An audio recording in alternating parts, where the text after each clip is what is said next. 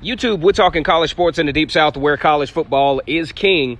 And on the plains of Auburn, the battle cry is War Eagle. Kennard Vernon Stewart here once again for the podcast talking Auburn football. Go ahead and like this video, comment, and subscribe to Vernon Speaks Sports Auburn. And as always, it's great to be an Auburn Tiger. War Eagle. Auburn coming off a huge SEC home win against Mississippi State just last night. Huge game on so many levels for the Auburn Tigers, as this week cashing in at the number 7th ranked team in the country for the second week in a row. There wasn't really going to be much movement anyway because all of the top 10 teams were relatively successful. And then you had two teams, LSU and Georgia, who were in the top 5, obviously, who did not play. And you're not going to necessarily lose your spot just because you don't play, especially as well as Georgia and LSU have been playing this year. But we talk about the Auburn Tigers as the number 7 team in the country, getting ready to go down to Gainesville to take on the number 9 team in the country, Florida. Just a wealth of opportunity ahead, but we got to take a look at this Mississippi State game and some of the key points as to why Auburn is headed in the way that they are headed. Number one, we talked about all week, last week, how Bo Nix not necessarily had to have a big game, because I think even if Bo Nix had one of his regular, 12 for 20 for 100 yards, that kind of thing, I still think Auburn beats Mississippi State. However, the domination came as Bo Nix started to rise with his level of play.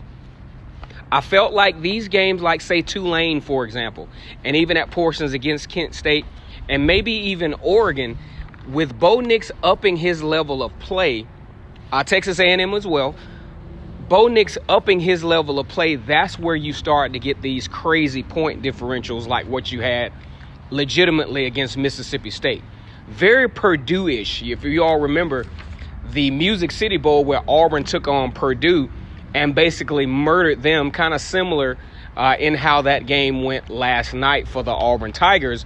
And then you look at a guy like Bo Nix, fresh out of high school, Pinson Valley High School football star, garnishing state championships, every high school award you could possibly win. We wanted this thing to develop a lot faster prior to last night, but I don't think we were giving it time. Now, the reason why I thought this game would be the breakout game for Bo Nix is, one, Bo Nix had experienced in a 4-week span, he had experienced every level of adversity that you will have for a true freshman quarterback, added to the fact that not only is he a legacy quarterback, of course he's playing at the school where his father made a name for himself, Patrick Nix, grew up around the Auburn program, and you got to sense you have that level of urgency to where, hey, I want to be an Auburn great too. I want to speed this thing up. I want to be an Auburn great. I want to have all the signature plays. And all of those things run through your mind with each and every throw. And you can tell for the first few weeks, Bo Nix just wasn't comfortable all the way. He wasn't comfortable all the way with his offensive line. He was missing a few receivers. And I don't think he had the total self-confidence that mirrored his level of poise. Now, poise is more of a reaction or a behavior. But true confidence comes with experience. Hey, I've seen this before. I've seen what the cornerbacks like to do in this particular play, and I know how to be proactive or reactive to be effective in that regard. And I think Bo Nix did a spectacular job last night in really, really executing the playbook, executing the play calls, giving his wide receivers the opportunity as well to gain more confidence. You talk about Seth Williams with, 5 or more receptions yesterday, almost 180 something yards. And it appeared that Seth Williams might have been playing with the injury, but at the same time, just very, very good to see Seth Williams have that breakout game for himself. And what about Anthony Schwartz? Anthony Schwartz provides such an imbalance with his blazing speed. You got to respect it. if you fake the reverse, you got to respect Anthony Schwartz's speed.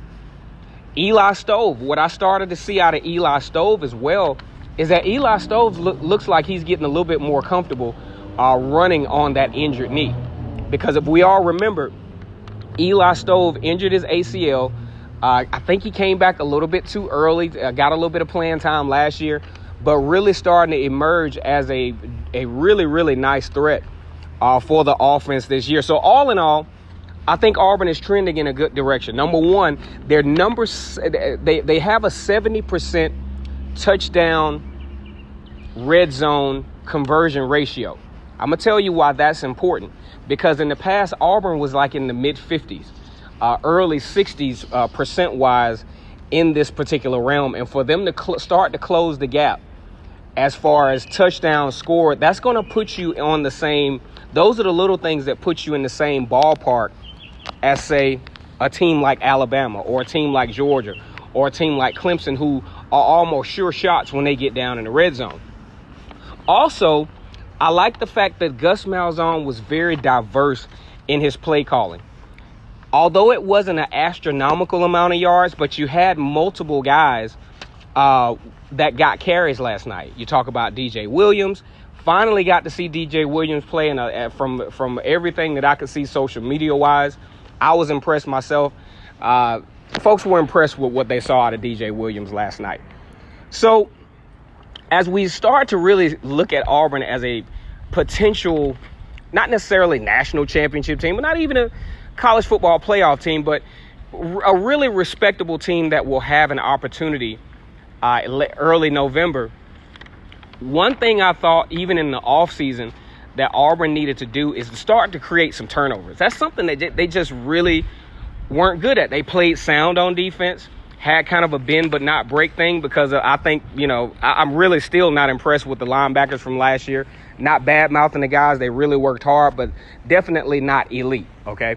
One thing I thought that, especially even when Wesley McGriff coached at Auburn last time, the defenses just weren't really opportunistic, especially at creating, creating interceptions and fumbles. One thing, a trend that I'm starting to see from the Auburn Tigers, starting with the Oregon game, with the huge turnover in the first half, which basically salvaged the game for the Tigers and give them opportunity to win that game, the fumble recovery by Big Cat Bryant.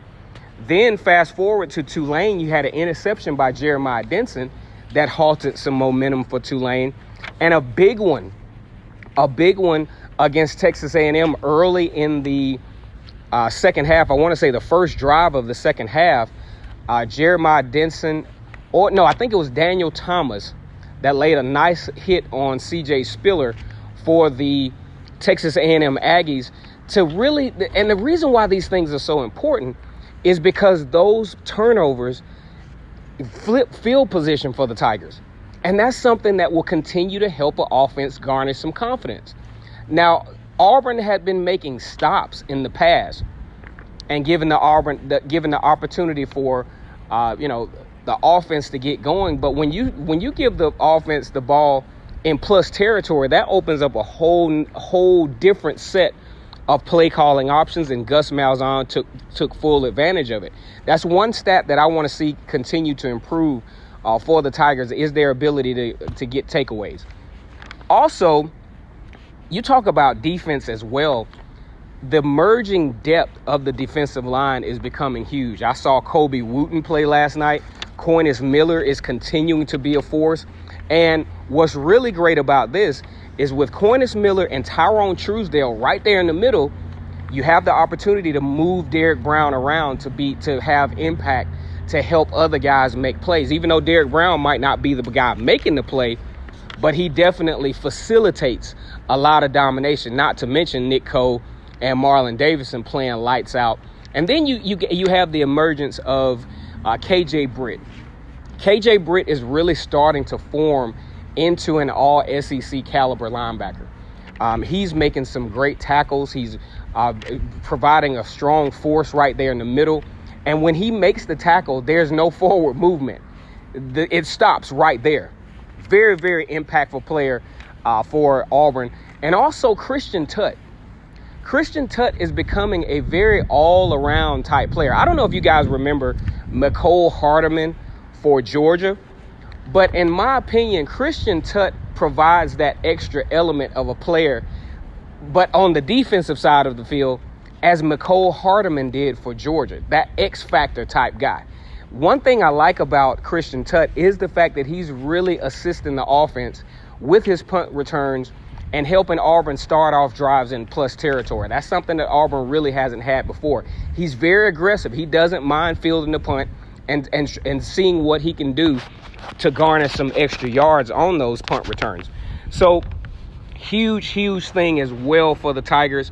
Astounding offensive line improvement. I don't think there were many hurries last night for Bo Nix. I really think the offensive line did a very good job of dominating the line of scrimmage to give Auburn some opportunities to be very successful in this particular game. And last but not least, my hat goes off to Gus Malzahn. The Auburn fan base is usually at odds as to whether they like Gus, they dislike Gus, they hate him, disdain him, whatever the case may be.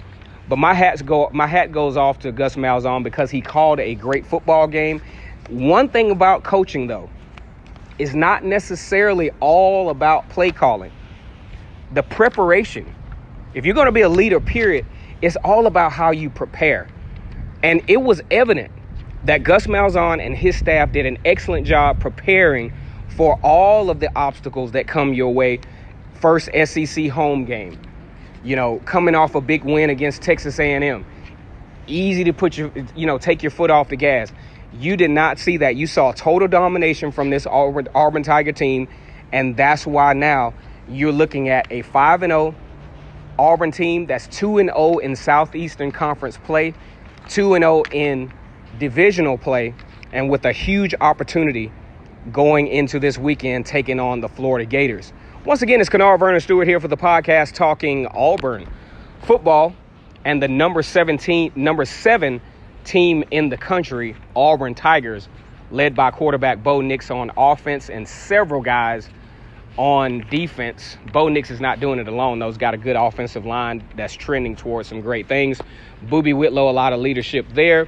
Also, Seth Williams, Anthony Schwartz, and I would like to see a little bit more of Will Hastings. Go ahead and like this video, comment, and subscribe to Vernon Speaks Sports Auburn. As always, it's great to be an Auburn Tiger, War Eagle.